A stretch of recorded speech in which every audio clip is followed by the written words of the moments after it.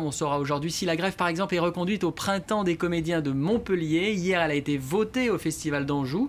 La nomination d'un médiateur ne change rien. Karina Chabour, vous me rejoignez pour nous parler d'abord de ces intermittents. Qui sont-ils et quelles sont les raisons de la colère? Mais écoutez, ce sont des techniciens, des comédiens, des maquilleuses. En France, ils sont 254 000 à bénéficier ou à être inscrits à ce régime bien particulier, unique au monde. La spécificité, c'est qu'ils doivent travailler au moins 507 heures sur 10 mois pour accéder au droit au chômage. C'est donc plus avantageux que le régime général. Le problème, c'est que tout cela a un coût, puisque selon la Cour des comptes, eh bien, chaque année, ils cotisent à hauteur de 232 millions d'euros pour percevoir 1,260 milliard de versements, résultat un coût de plus d'1 milliard d'euros.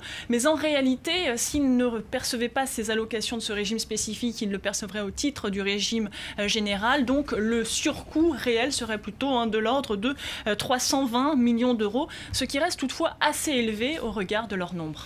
Pourquoi la nouvelle convention validée par les partenaires sociaux provoque-t-elle leur colère? Écoutez, en fait, c'est pas que le régime en soi soit menacé, mais c'est plutôt ce délai de carence. Vous savez, cette période entre laquelle vous arrêtez de travailler et vous commencez à percevoir vos droits au chômage, et bien pour l'instant, il ne concerne que 9% de ces intermittents, ceux qui perçoivent les plus hauts salaires. Avec la réforme, il concernerait désormais 43% des intermittents, notamment les petits salaires autour de 900 euros par mois. Et puis parallèlement à cela, certains intermittents dénoncent les abus de certains employeurs qui utilisent trop excessivement ce type de contrat, au lieu par exemple de recourir à des contrats à durée déterminée ou à des contrats à durée indéterminée.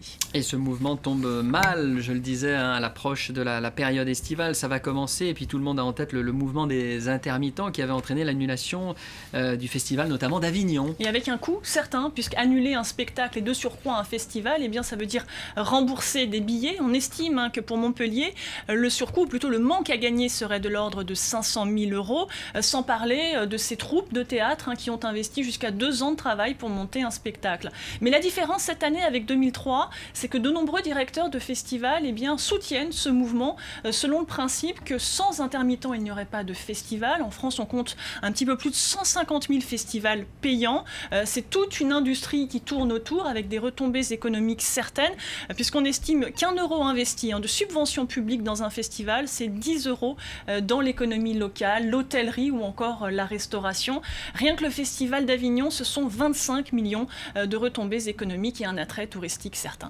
Merci Karina Chabour pour cet éclairage. Tout de suite, l'actualité du net. On commence avec, aux États-Unis, un jeune homme célébré en héros.